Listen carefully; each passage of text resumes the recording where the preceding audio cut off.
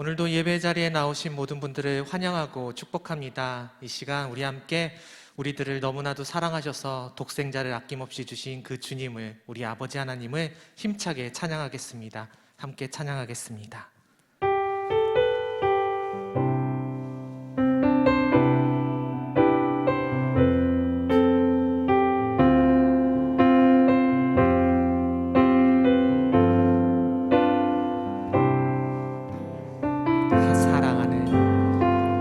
사랑하는 나의 아버지, 이름 높여드립니다.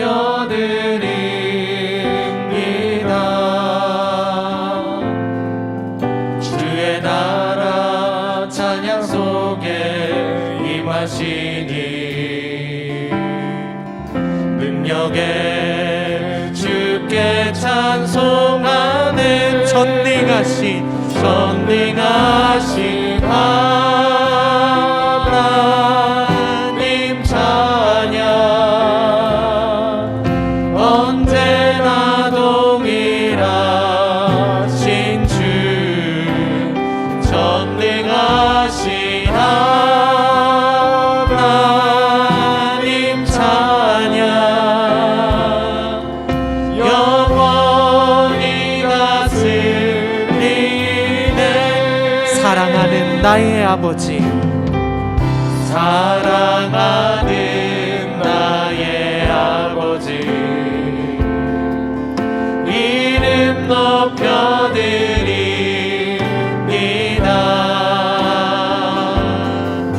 주의 나라 찬양 속에 임하시니 능력에 주께 찬송하네. 전능하신 하나님 찬양, 언제나 동일하신 주, 전능하신 하나님 찬양, 영원히 다스리네. 나 주의 이름 높이리. 나 주의 이름 높이리. 나 주의 이름 높이리. 하늘 높이 올린 깃발처럼 주의 이름 높이. 전능하신 하나님 찬양, 언제나 동일하신 주, 전능하신 하나님 찬양, 영원히 다스리네. 우리 다시 한 번 더 고백하겠습니다. 전능하신 하나님 찬양, 언제나 동일하신 주, 전능하신 하나님 찬양, 영원히 다스리네. 영원히 다스리네. 영원히 다스리네. 영원히 다스리네. 영원히 다스리네.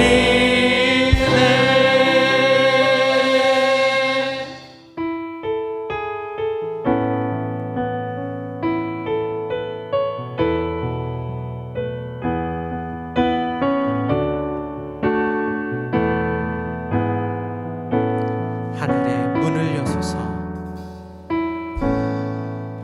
하늘의 문을 여소서. 이곳에 주목하소서. 주를 향한 노래가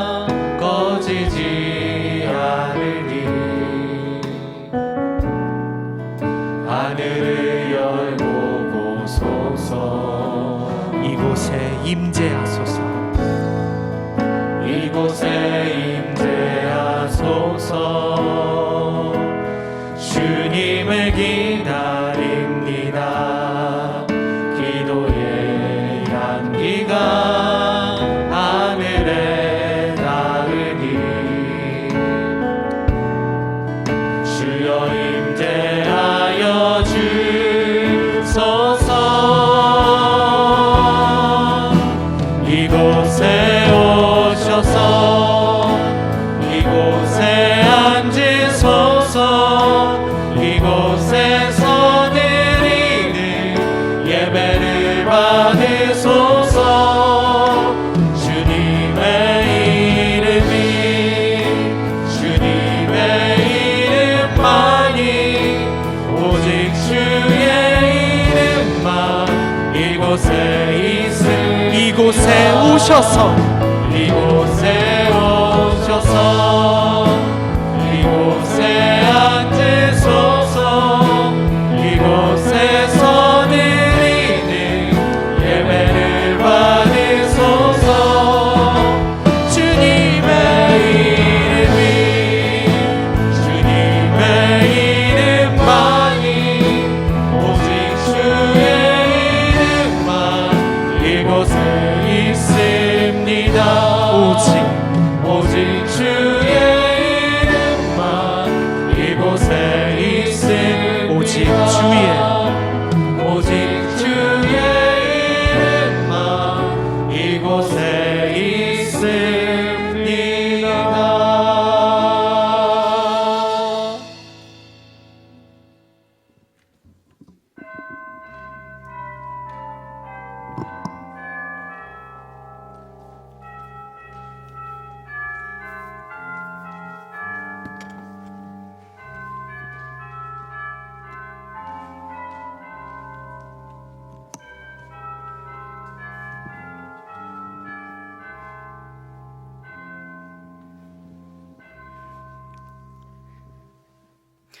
너희는 여호와를 만날 만한 때에 찾으라. 가까이 계실 때에 그를 부르라. 악인은 그의 길을, 불의한 자는 그의 생각을 버리고 여호와께로 돌아오라. 아멘. 거룩하신 성삼위 하나님께 감사와 찬송과 경배를 드립니다. 구원받을 자격도 없고 아무런 의와 공로 없는 저희들을 거룩한 백성으로 삼아주시고 오늘 이렇게 예배의 자리로 불러주시니 감사를 드립니다. 예배드리는 이 시간 저희의 입을 열어 성부 하나님의 이름을 찬송하게 하시며 우리의 손을 들어 십자가를 지신 성자 예수님의 은혜를 높이게 하시고 우리의 마음을 열어주시어 성령님의 온전한 인도를 받으며 영과 진리로 예배드리게 하여 주시옵소서. 예수님의 이름으로 기원하옵나이다. 아멘.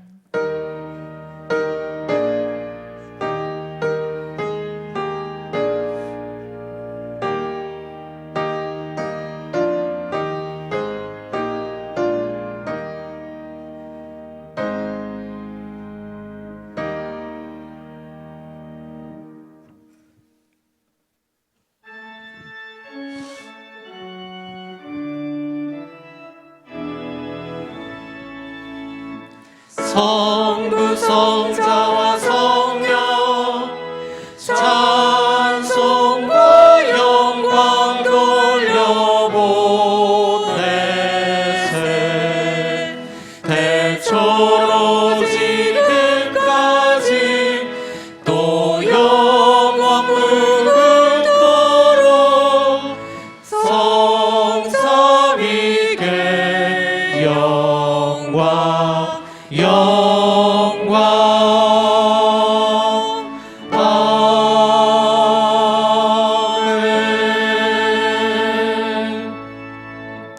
나는 전능하신 아버지 하나님 천지의 창조주를 믿습니다. 나는 그의 유일하신 아들 우리 주 예수 그리스도를 믿습니다. 그는 성령으로 잉태되어 동정녀 마리아에게서 나시고 본디오 빌라도에게 고난을 받아 십자가에 못 박혀 죽으시고 장사된 지 사흘 만에 죽은 자 가운데서 다시 살아나셨으며 하늘에 오르시어 전능하신 아버지 하나님 우편에 앉아 계시다가 거기로부터 살아있는 자와 죽은 자를 심판하러 오십니다.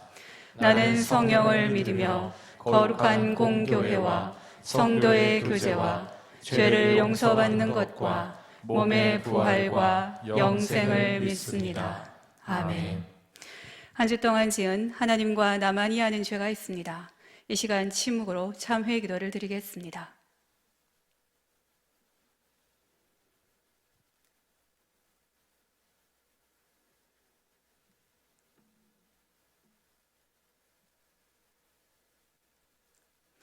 죄를 자복하는 우리들에게 주시는 사죄의 말씀이 있습니다. 구하옵나니 주의 인자의 광대하심을 따라 이 백성의 죄악을 사하시되 애굽에서부터 지금까지 이 백성을 사하신 것 같이 사하시옵소서. 여호와께서 이르시되 내가 내 말대로 사하노라. 아멘.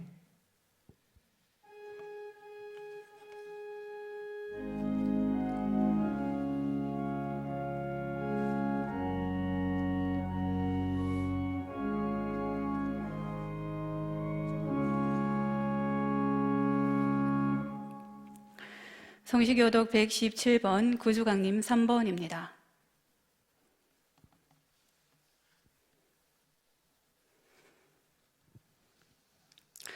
광야와 메마른 땅이 기뻐하며 사막이 백합화까지 피어 즐거워하며 무성하게 피어 기쁜 노래로 즐거워하며 레바논의 영광과 갈멜과 사론의 아름다움을 얻을 것이라. 그것들이 여호와의 영광 곧 우리 하나님의 아름다움을 보리로다.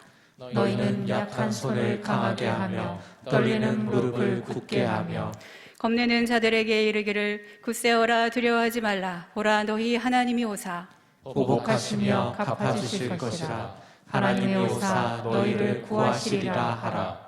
그때에 맹인의 눈이 밝을 것이며 못 듣는 사람의 귀가 열릴 것이며 그때 서는 자는 사슴같이 뛸 것이며 말 못하는 자의 혀는 노래하리니 이는 광야에서 물이 솟겠고 사막에서 시내가 흐를 것임이라.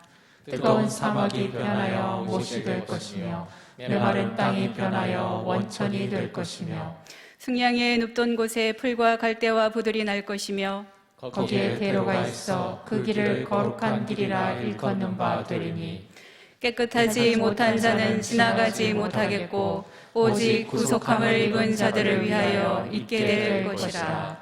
아멘.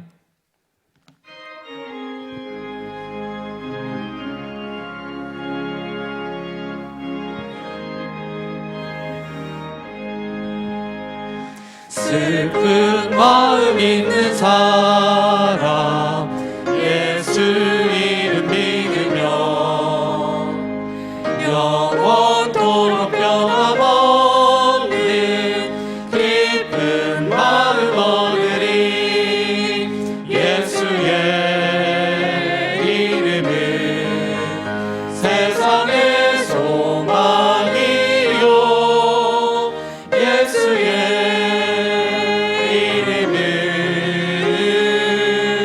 천국의 기쁨일세. 거룩하신 주의 이름 너의 왕을 삼으라. 환난 시험 당할 때에 주께 기도드려라. 예수의 이름은 세상의 소망이요 예수의 이름은 천국의 기쁨일세. 존귀하신 주의 이름 우리 기쁨 되도다. 주의 품에 안길 때에 기뻐 찬송 부르리. 예수의 이름은 세상의 소망이요 예수의 이름은 천국의 기쁨일세. 우리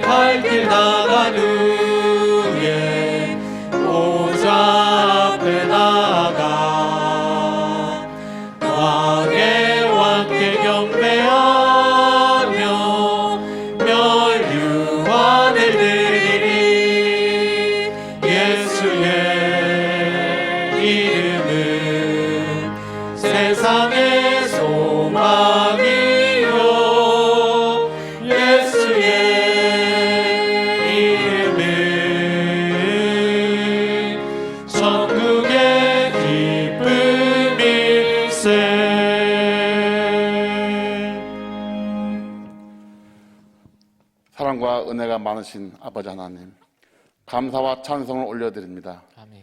대림절 셋째 주, 우리를 하나님 자녀로 선택하여 주시고 거룩하고 복된 날, 하나님의 성전에 나와서 신령과 진정으로 예배를 드려야 함에도 불구하고 다시금 코로나 바이러스 확진에 따라 각기 머무는 처소에서 영상으로라도 예배를 드릴 수 있음에 감사와 영광을 올려드립니다. 아멘.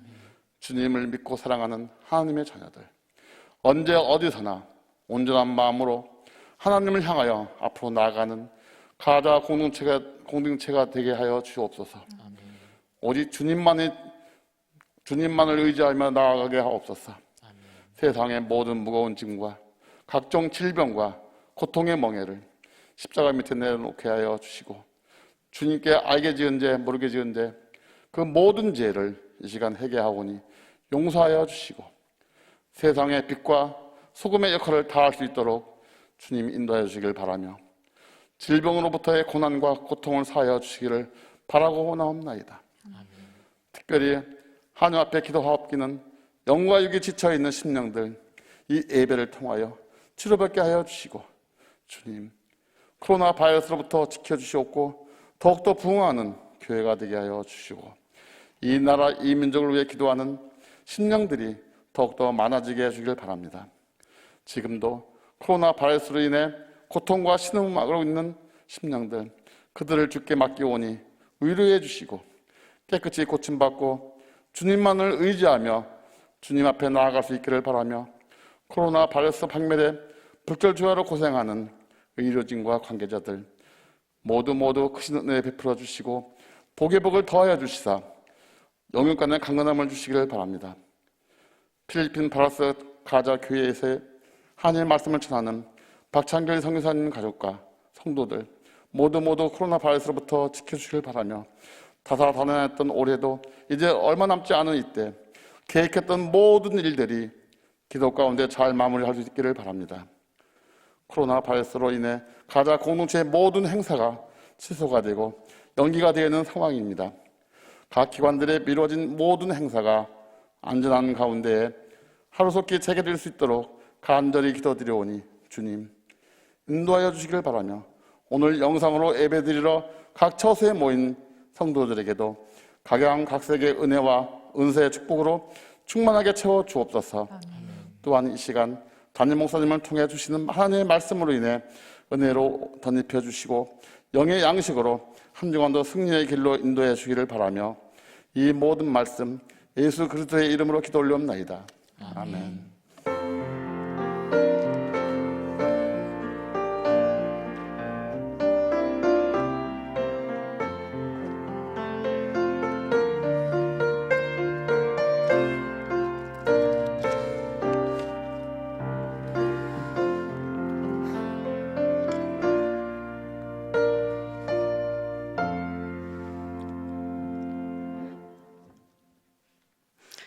이 시간에 우리에게 주시는 하나님의 말씀은 두 곳입니다. 먼저 창세기 4장 6절로 12절입니다. 제가 보는 성경으로 구약 5쪽에 있습니다.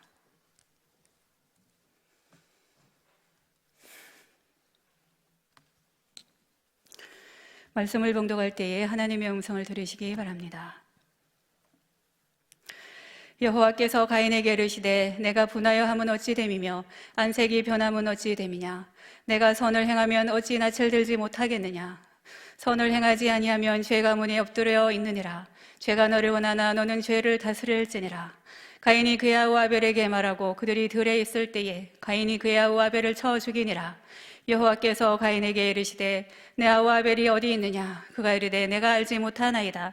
내가 내 아우를 지키는 자니까. 이르시되 내가 무엇을 하였느냐.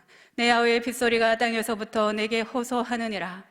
땅이 그 입을 벌려 내 손에서부터 내 아우의 피를 받았은즉 내가 땅에서 저주를 받으리니 내가 내 밭을 갈아도 땅이 다시는 그 효력을 내게 주지 아니할 것이요 너는 땅에서 피하며 유리하는 자가 되리라. 아멘. 또 한 것은 마태복음 26장 14절로 16절입니다. 제가 보는 성경으로 신약 46쪽에 있습니다. 그때에 12 중에 하나인 가룟 유다라 하는 자가 대제사장들에게 가서 말하되 내가 예수를 너희에게 넘겨주리니 얼마나 주려느냐 하니 그들이 은 30을 달아 주거늘 그가 그때부터 예수를 넘겨줄 기회를 찾더라. 아멘.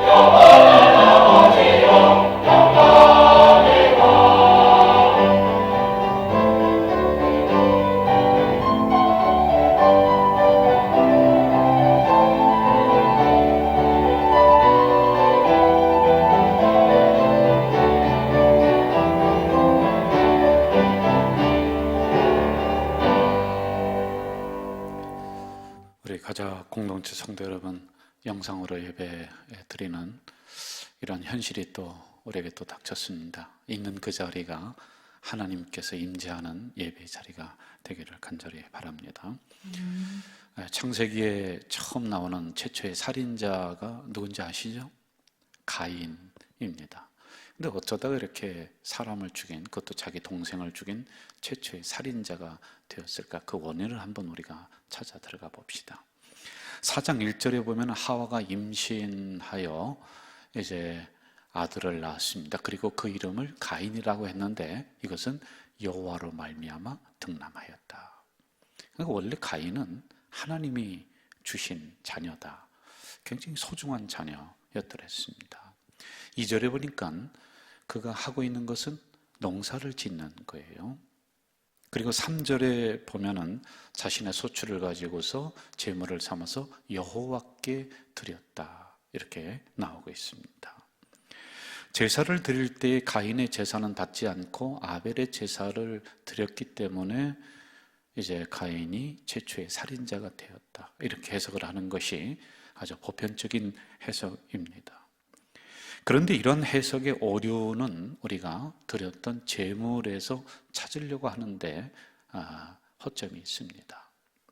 쉽게 말해서 가인은 하나님께 농사를 지어서 그 곡물을 가지고 하나님 앞에 드렸어요. 그래 하나님이 받지 않았다. 그리고 동생인 아벨은 양을 잡아서 그 피를 대신해서 드렸기 때문에 하나님이 받으셨다, 이렇게 해석을 하고 있단 말입니다. 그럼 정말로 하나님이 땅의 것을, 곡물을 가지고, 곡식을 가지고 드렸을 때 하나님이 노하시고 그것을 받지 않았느냐라고 하는 이것부터 우리가 따져 들어가 봐야지만이 되겠죠. 레위기 2장 1절과 2절에 보면은 누구든지 소재 예물을 여호와께 드리려거든 고운 가루로 예물을 삼아라. 2절로 가봅시다. 제사장은 그 고운 가루 한 웅큼과 이렇게 나오고 있습니다. 여기서 소재 예물은 고운 가루, 그 곡식을 의미하고 있다는 것입니다. 분명 고운 가루도 하나님이 기뻐 받으시는 제물 중에 하나란 말이에요. 양을 드릴 수 없거든 비둘기 드려라. 비둘기도 드릴 수 없는 가난한 사람이면 이 곡식 한 움큼이라도 하나님 앞에 올려라. 그러므로 여러분, 하나님은 제물이 양이냐 곡식이냐를 평가하며 그것을 받으시고 안 받으시는 것의 기준으로 삼지는 않습니다. 그거는 전혀 관심이 없으신 분이 하나님이십니다. 그러므로 우리는 이 사건의 초점을 제물에서 인간으로 옮겨볼 필요가 있습니다. 4절, 아벨은 자기도 양의 첫 새끼와 그 기름을 드렸더니 여호와께서 아벨과 그의 제물은 받으셨다. 5절, 가인과 그의 제물은 받지 아니하신지라 가인이 몹시 분하여 안색이 변했다. 분명 아벨과 그의 제물, 가인과 그의 제물, 이 제물과 사람을 동일선상에 놓고 하나로 엮어서 보고 있습니다. 이 사건을 통하여서 가인은 몹시 안색이 변했다. 여러분, 여기서 해답을 차지하지만이 됩니다. 얼굴색이 변할 만큼 이 가인이 몹시 분노했다. 왜 동생의 제사는 받고 내 제사는 안 받습니까? 왜 하나님은 인간을, 나를 차별합니까? 왜 나를 소외시킵니까? 라고 하는 이러한 마음이 그에게 있었을 것 같습니다. 이것으로 인해서 서운한 감정이 그에게 들어옵니다. 이 서운한 감정을 처리하지 못하니까 얼굴색이 변하는 분노로 변하게 됩니다.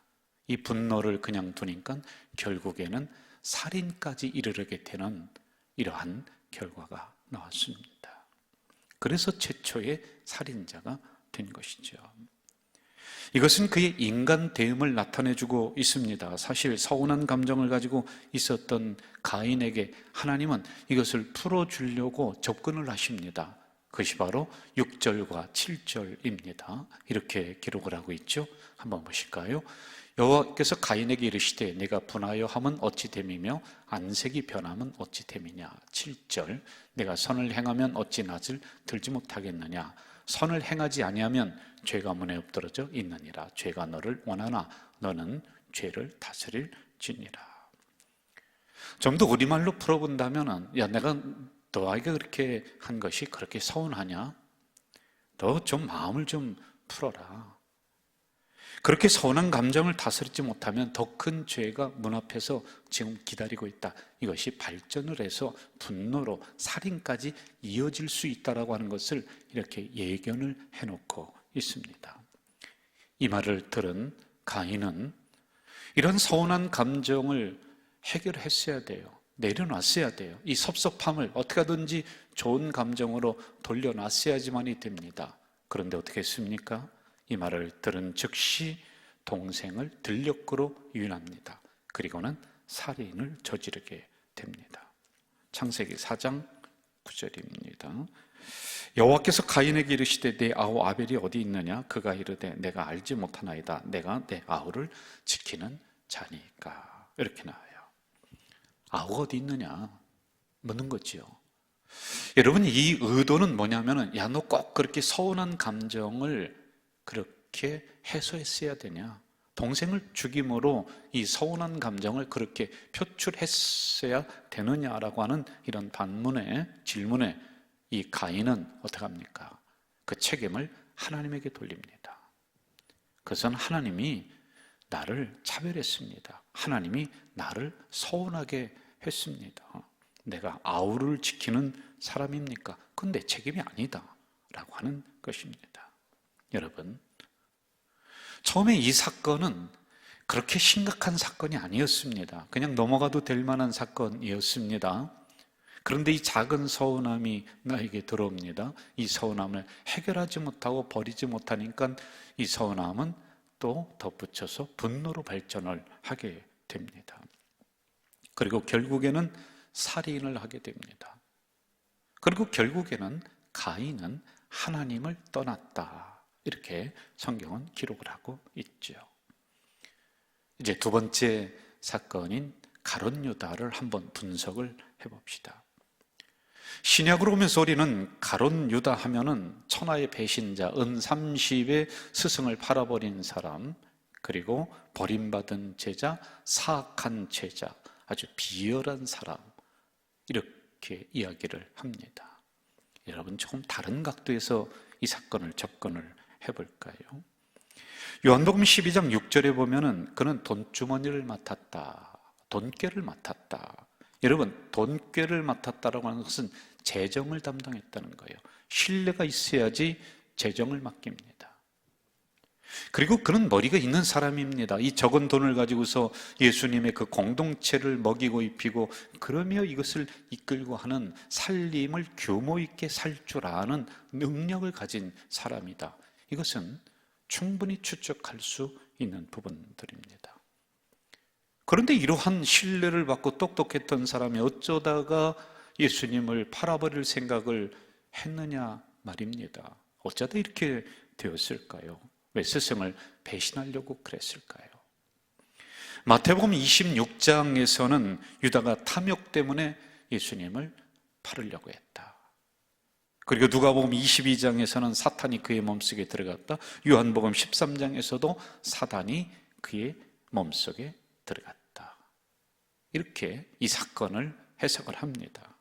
그런데 저는 이 사건을 오늘 주제인 서운함, 섭섭함, 이것으로 한번 해석을 해보려고 합니다.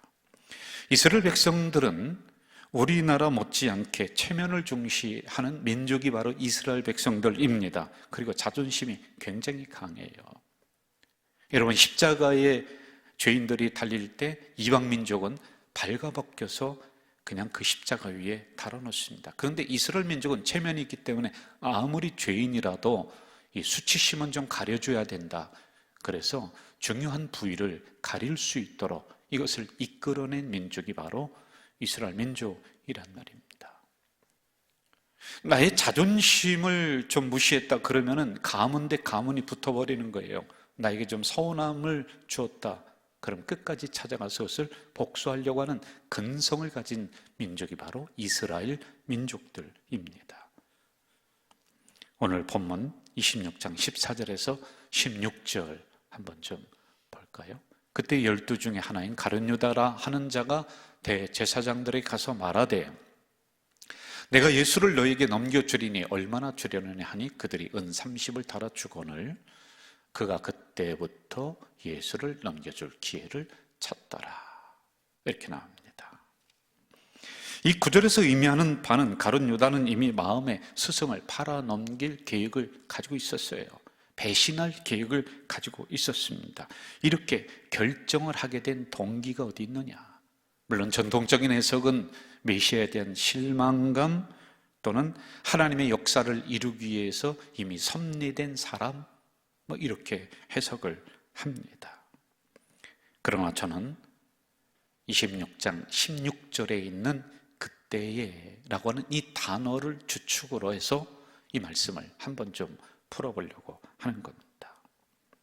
그때라고 하는 것은 어떤 사건이 이런 결정을 하게 된 이유로 작용했다라고 하는 의미를 가지고 있는 거예요. 그때에 라고 하는 이 접속사는 말입니다.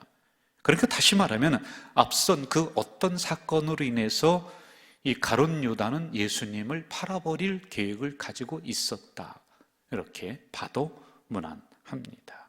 그러면 앞선 사건이 무엇일까요? 7절, 한 여자가 매우 귀한 향유 한 옥합을 가지고 나와서 식사하시는 예수의 머리에 부었다. 여기서 한 여자로 기록을 하고 있지만 성경 이곳저곳을 찾아보면은 마리아로 우리가 알 수가 있습니다. 마리아는 예수님에게 큰 은혜를 입은 여인입니다. 이 은혜를 갚을 길이 없습니다. 그래서 본인이 가지고 있었던 평생 모아왔던 이 향유 한 옥합을 식사하시는 예수님 앞에 가서 깨트리고 머리부터 발끝까지 이것을 붓고 씻어주고 했었던 여인이었습니다. 이것으로 자신이 받은 은혜를 표현했었습니다. 그런데 여기에서부터 갈등이 출발을 합니다.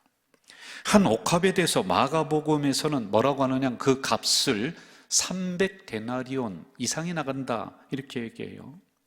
이 여인의 행동에 있어서 구속사적인 입장으로 이 제자들이 바라보는 것이 아니라 값으로 매깁니다. 300데나리온, 오늘로 얘기하면 한 2천만 원 정도, 이 정도가 될 것 같아요.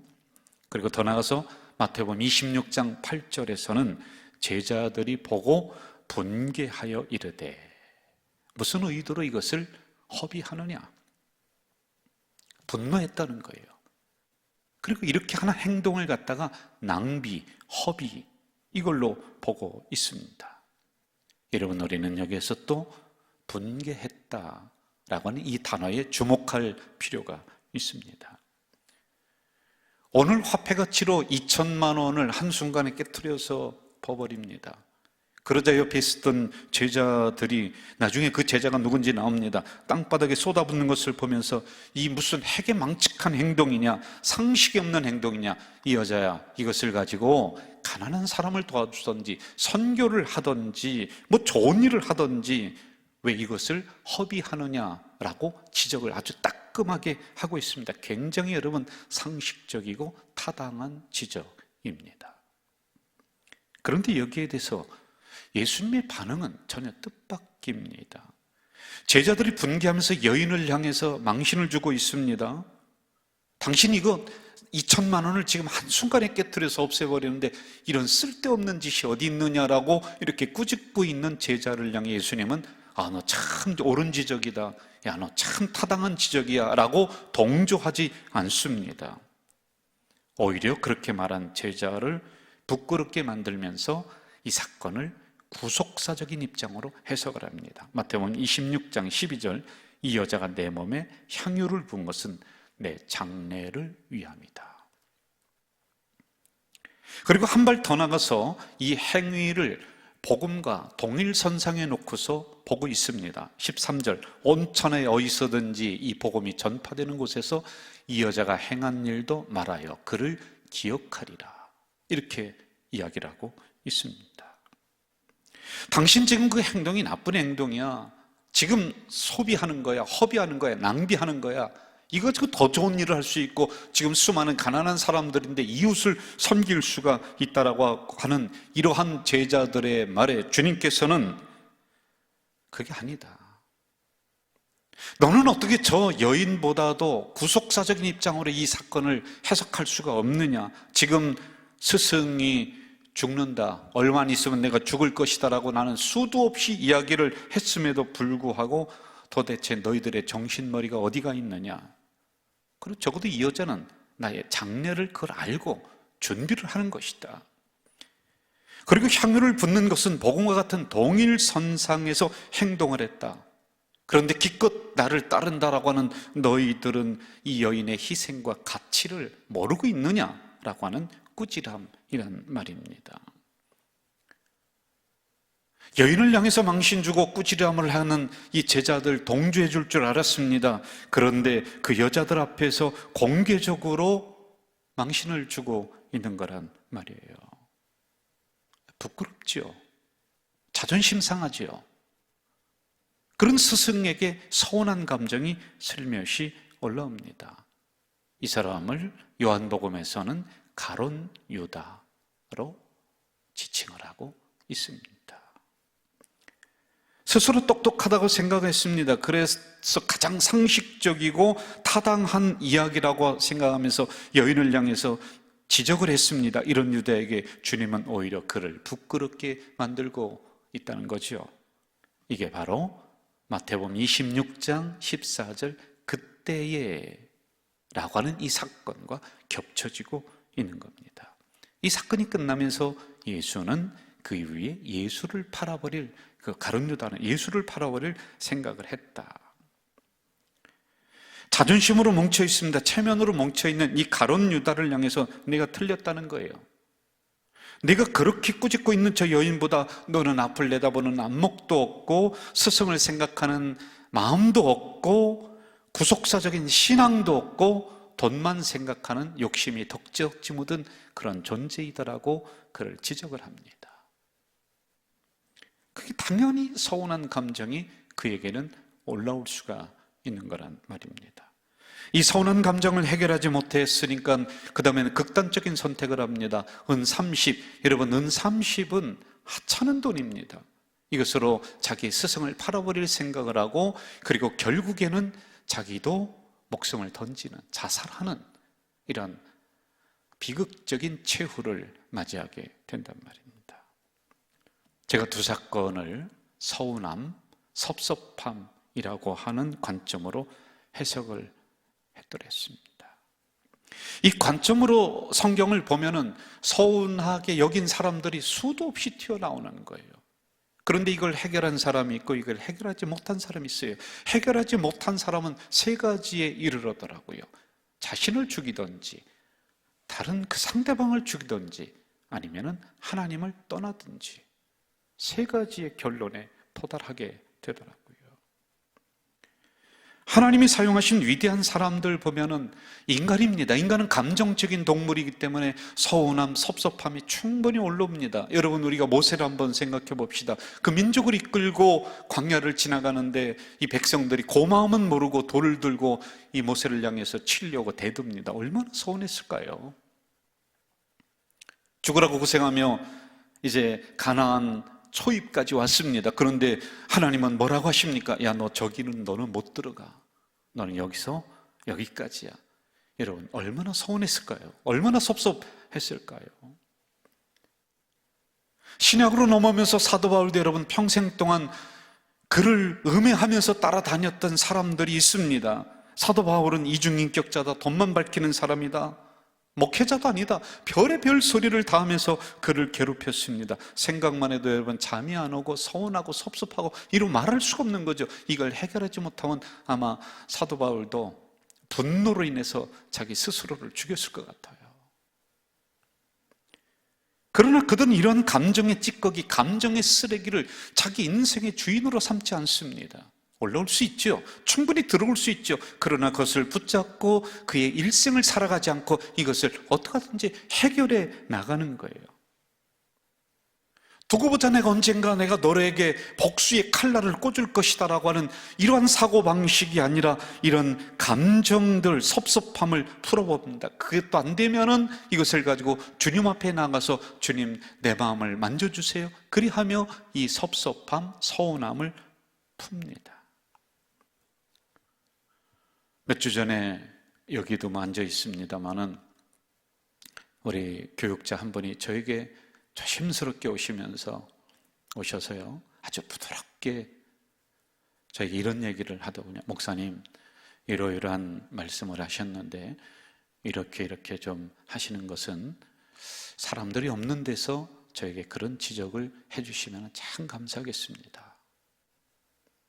그런데 제가 그 이야기를 들을 때 처음에는 굉장히 당황했었습니다. 그런데 가만히 생각해 보니 그분이 자기의 마음을 솔직하게 부드럽게 밝히는 거예요. 여러분, 그것을 그냥 두었다면 그 서운함을 가지고 아마 여기 사역의 마무리까지, 아니 끝나고서 평생 동안 저에 대해서 서운한 감정들이 더 뭉치고 나중에는 분노로 가고 아마 그랬을 것 같아요. 그런데 그렇게 이야기를 하고 나니까 제가 그분의 마음을 알겠더라고요. 그분도 목사님은 이런 의도가 아니구나, 이걸 알겠더라고요. 그리고 그 이야기하고 난 다음에 서운함도 없어지고 관계가 전보다 더 좋아졌더랬습니다. 서운하고 섭섭한 감정은 무엇일까요? 내가 생각한 대로 상대방이 해주지 않을 때 드는 감정이 아니라 상대방에게 너무 많은 기대를 줘버린 나 자신에게 스스로가 드는 실망의 감정들이란 말입니다. 제 경험을 좀 들어보면은요, 인간관계에 처음이 금이 갔을 때가 뭐냐면 작은 서운함이 나에게 슬며시 올라오는 거예요. 그런데 이것을 제가 해결을 해야 되는데 그냥 쌓아둬 버립니다. 뭐라고 딱 단정하기에는 참 애매한 감정들이죠. 서운하다라고 가서 이야기하자니 좀 치사한 것 같고 좀 구차한 것 같고, 그렇다고 그냥 두자니 이게 깨름칙하고, 이것을 어떻게 처리할 줄을 모르겠더라고요. 저 스스로가 그랬습니다. 차라리 뭐 큰 게 돼서 당신이 이렇게 나를 배신하고 이렇게 음해쳐 나가서 그냥 똑 부러지게 이야기할 수 있는 거라면은 가서 톡 터놓고 이야기를 하는데 그렇지도 않은 것 같기도 하고, 뭐 그런 애매한 선상에 있는 그런 부분들이란 말입니다. 이렇게 여러분 이 감정을 처리하기가 어려운 이유가 있습니다. 우리가 동서양의 문화를 좀 알아야 됩니다. 특별히 우리 동양, 우리 한국계 문화는요, 언어학자들에 따르면은 말을 할 때 비언어적인 표현을 쓴다는 거예요. 서양은 기분 나쁘면 저 기분 나쁩니다. 저를 칭찬해 주니까 참 고맙네요, 감사하네요, 땡큐, I'm sorry, 이걸 잘합니다. 그런데 우리는요, 비언어적인 표현은 이 감정을 속으로 쌓아두면서 얼굴색이 변해요, 표정이 변해요. 이게 비언어적 표현입니다. 뭐 고개를 돌린다든지, 이게 비언어적인 표현이란 말입니다. 그리고 또 뭐가 있습니까? 야, 너 말대꾸 하지 마, 어른들한테. 말을 하는 것을 자꾸 막아버린 거예요. 그리고 상대방을 향해서 내 감정을 좀 더 솔직하게 이야기하면 야, 저 싸가지 없다, 뭐 버릇 없다, 이러한 동양적인 문화가 이 안에 숨겨져 있기 때문에 우리의 감정을 제대로 표현하는 법을 배우지를 못했습니다. 오히려 담아놓고 숨겨놓고 이런 것이었죠.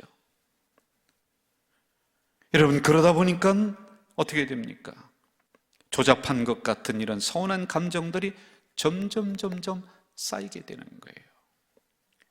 시간이 지나서 이것이 없어지지 않습니다. 이게 좀 사라졌으면 좋겠는데 없어지지 않아요. 그리고 결국에는 어떻게 되냐? 인간의 관계를 틀어버리는 거예요.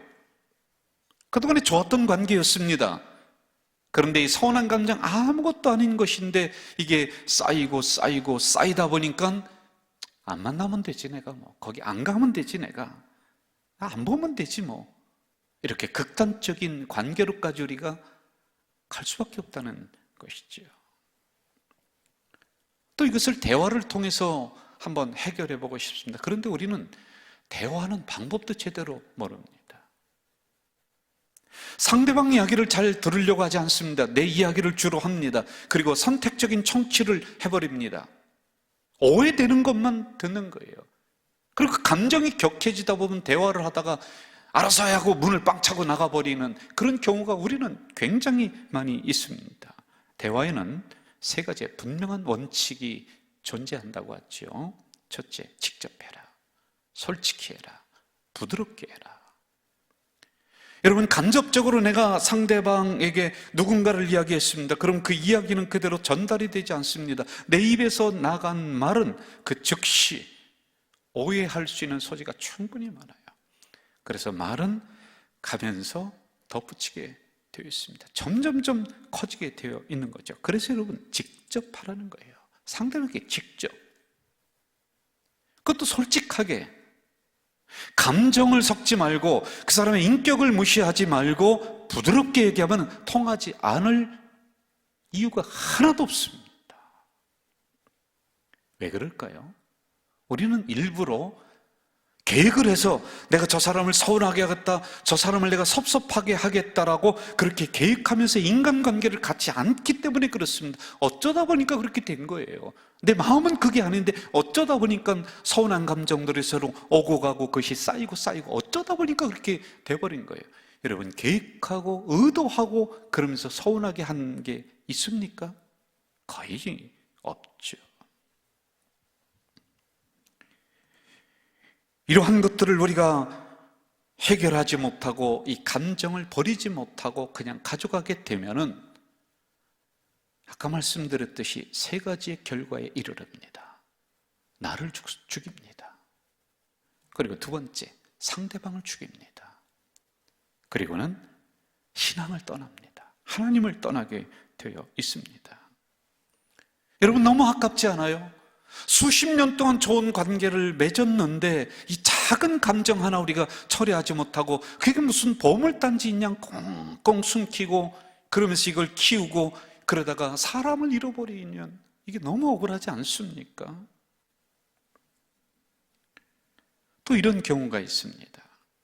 이상하게 나는 저 사람만 보면 싫다, 무슨 이야기만 해도 나는 도대체 보기도 싫다, 뭐 말도 듣기도 싫다, 이런 사람이 종종 있습니다.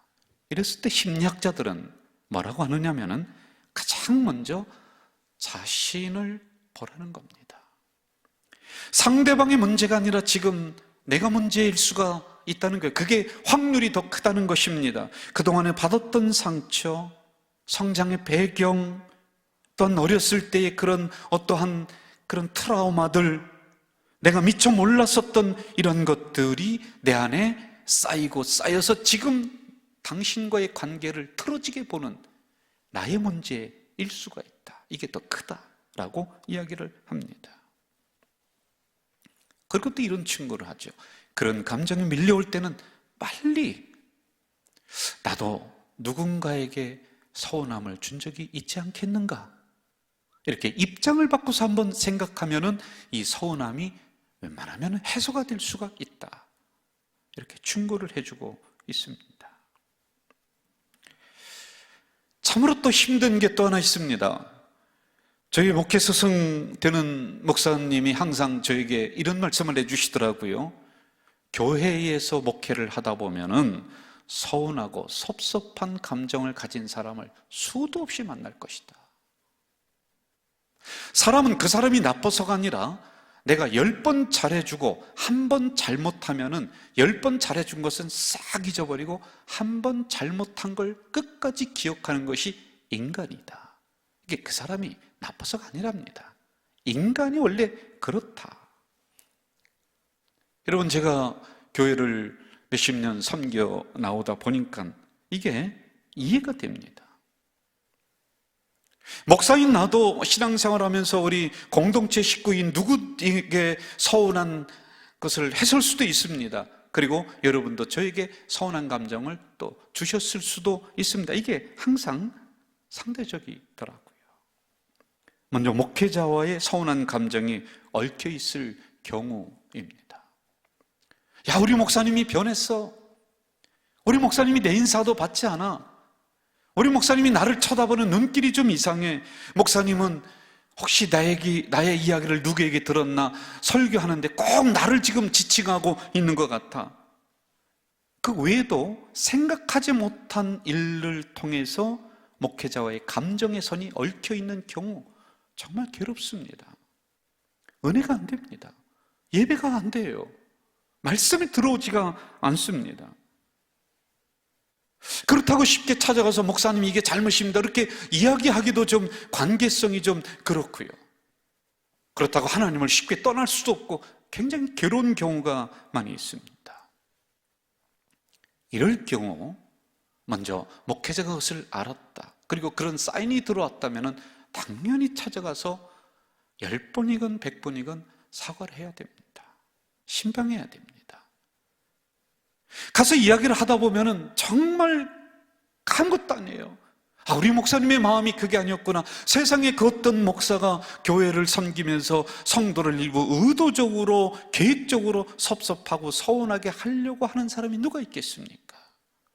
부족했기 때문에 표현 방법이 그랬겠지요. 그러나 본심은 그게 아닌 것을 서로 알게 됩니다. 이 앞에 서 있는 저도 참 부족한 존재입니다. 하나님이 은혜를 주셨지 아니하면은 제가 이 앞에 설 수 있을 수도 없습니다. 성도들보다 어느 때는 더 괴롭습니다.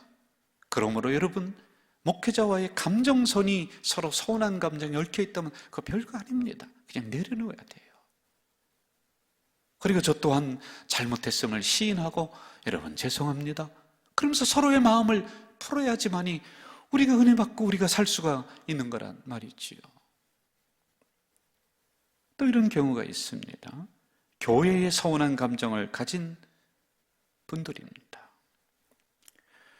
교회가 전체적인 방향성을 가지고 정책을 실현하고 뭐 이런저런 경우를 할 때 본의 아니게 100명이면 100명 다에게 흡족하지는 않습니다. 그런 것이 나를 소외시킨다, 내 말을 들어주지 않는다라고 생각하며 소외감을 갖고 마음에 서운한 감정을 가질 수가 있습니다.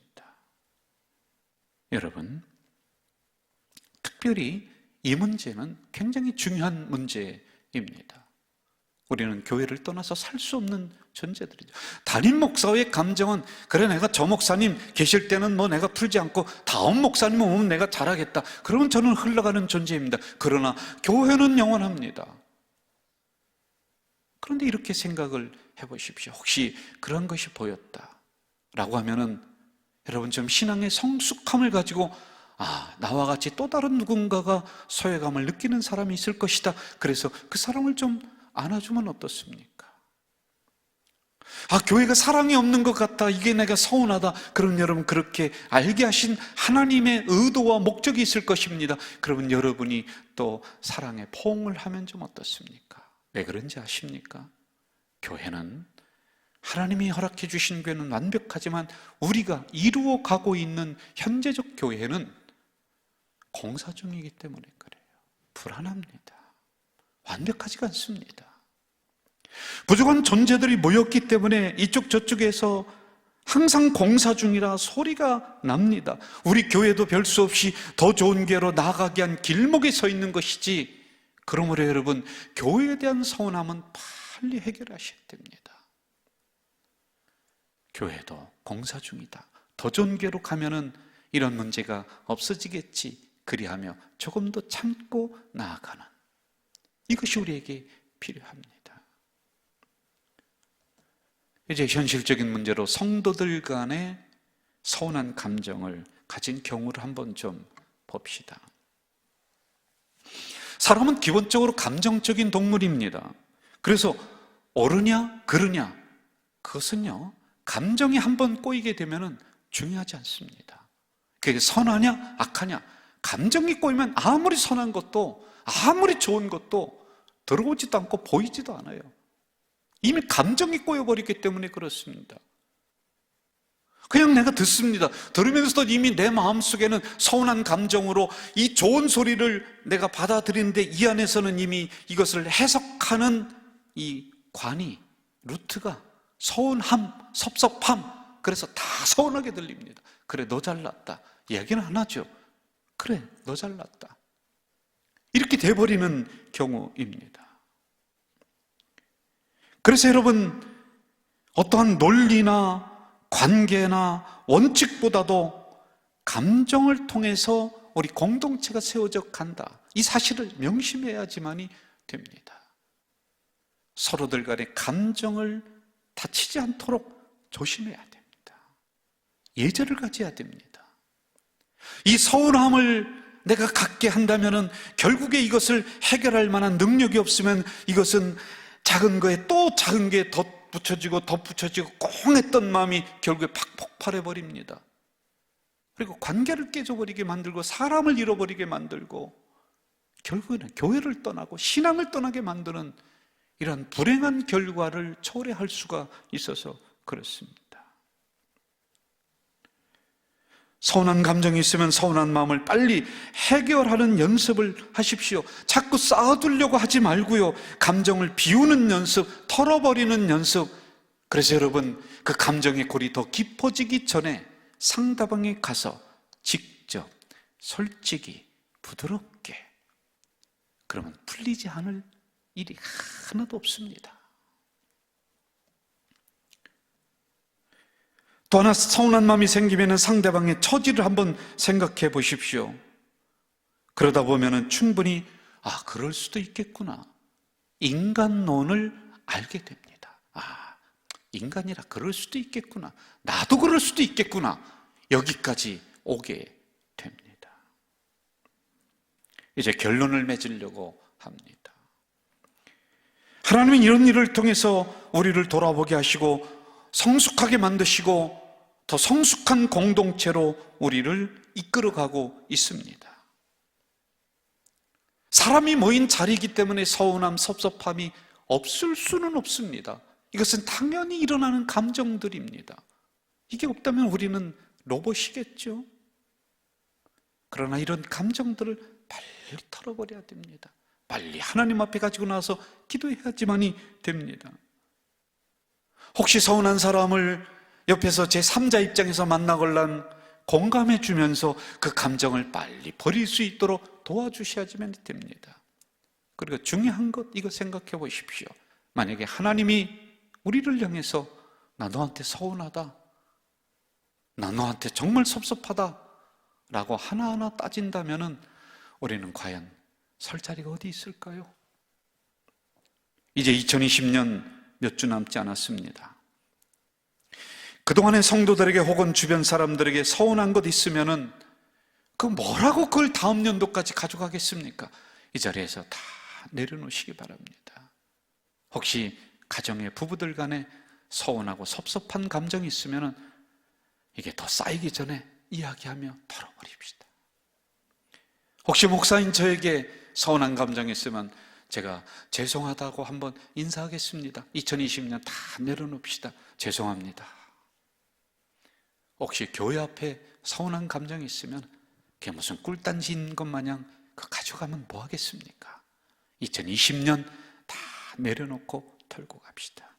그래서 다가오는 새해는 더 나은 성숙한 관계로, 더 나은 성숙한 공동체로 발전하는 우리 가자 제일교회 되기를 주의 이름으로 축원합니다. 하나님 아버지, 2020년 부더니도 어려운 시간을 저희들이 가지고 있습니다. 가까운 사람들끼리 한 공간 안에서 있다 보니 전에 못지않게 서운한 감정들도 많이 올라오고 부닥치는 일도 많이 있습니다. 같은 신앙생활 하면서 지도자에게 또는 같은 성도들에게 교회 앞에 서운한 것들이, 섭섭한 것들이 또 많습니다. 일부러 내가 너 서운하게 하겠다, 섭섭하게 하겠다 계획하고 의도해서 하는 게 얼마나 되겠습니까? 어쩌다 보니 그렇게 되었습니다. 여러분, 하나님 이러한 부분 우리 공동체 빨리 털고 가서 2021년에는 성숙된 좋은 관계로 발전하는 우리 공동체 식구들이 되도록 인도해 주시옵소서. 예수님의 이름으로 기도하옵나이다. 아멘.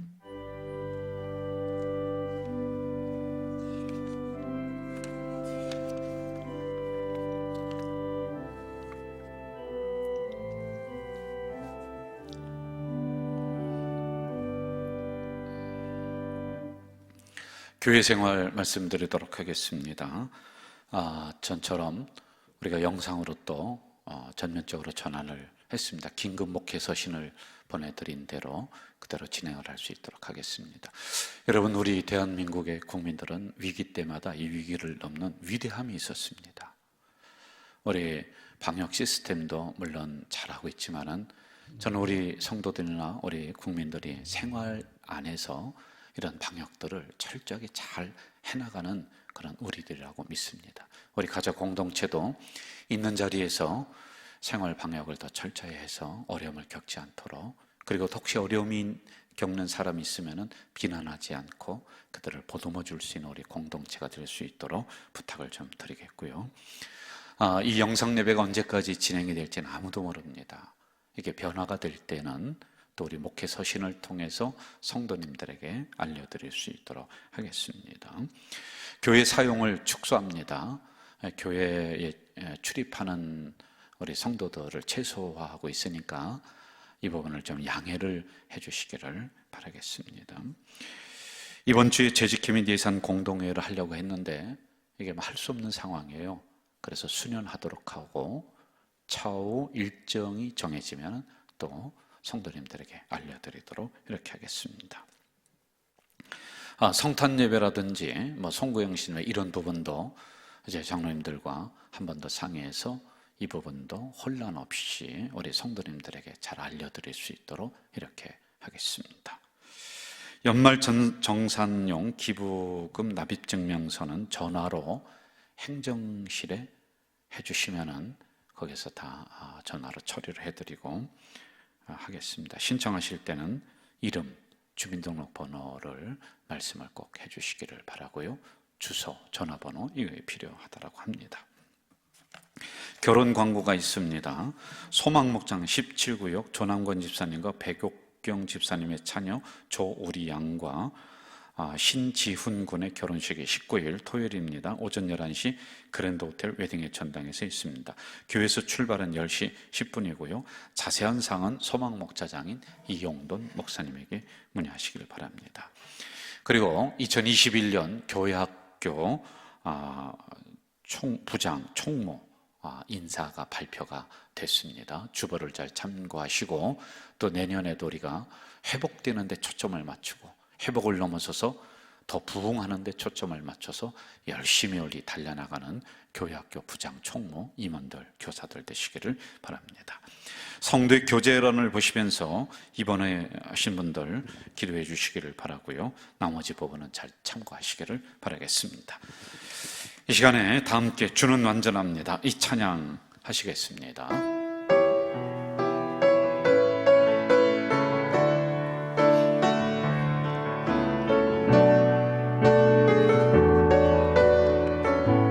주여 우린 연약합니다.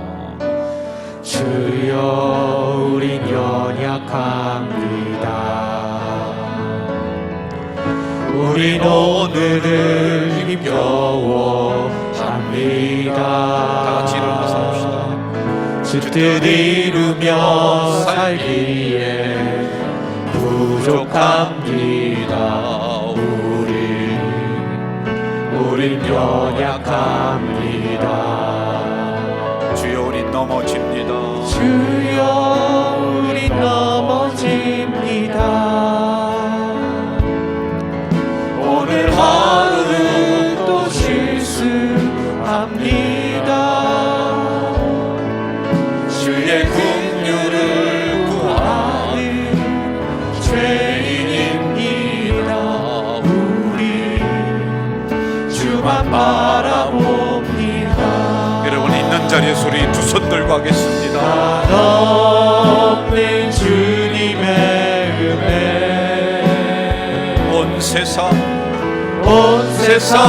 위에 넘칩니다. 가릴 수 없는 주 영광 온 땅 위에 충만합니다. 주님만 이기리오니 우리 따라갑니다. 그날에 우릴 이루실 주는 완전합니다.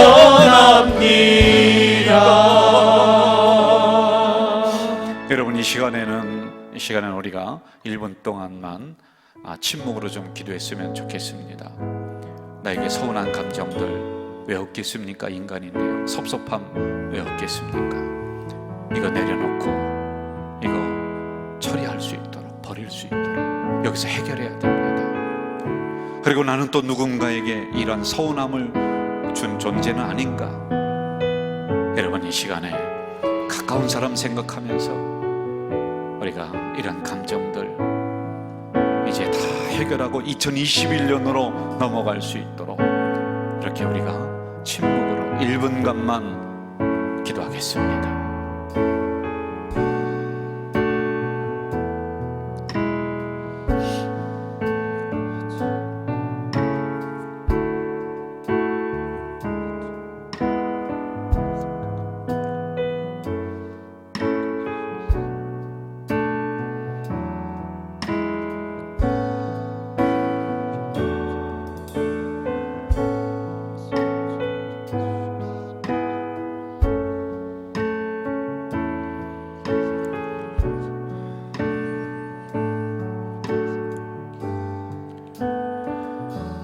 이 시간에 하나님 앞에 드릴 예물을 두 손에 올려놓고 또는 미처 준비하지 못했지만은 주중에 온라인으로 드릴 예물을 마음속에 간직하며 기도하겠습니다.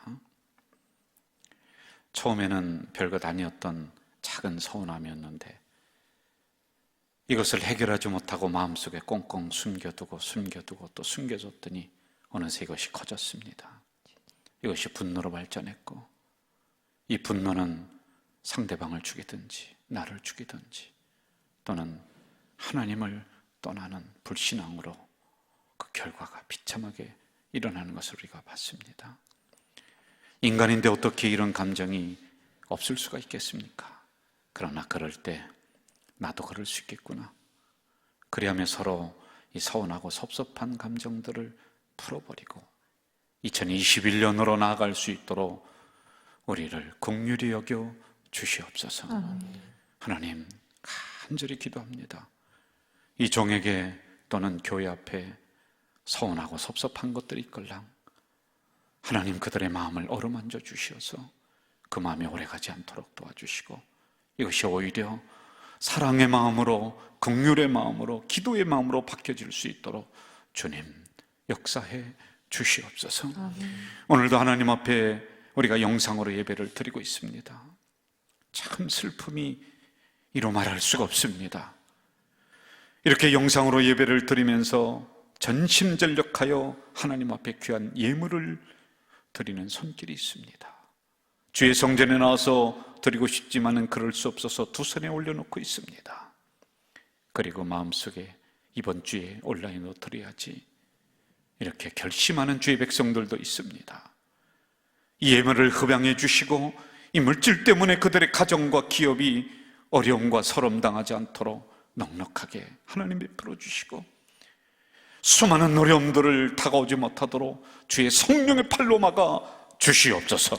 지금은 우리 주 예수 그리스도의 은혜와 하나님 아버지의 만극하신 사랑과 성령님의 교통교제 역사하심이 말씀 받고 그렇게 살기로 결단하며 삶의 현장으로 나가는 주의 백성들 머리 위에 이제부터 영원까지 함께 하시기를 간절히 축원하옵나이다. 아멘.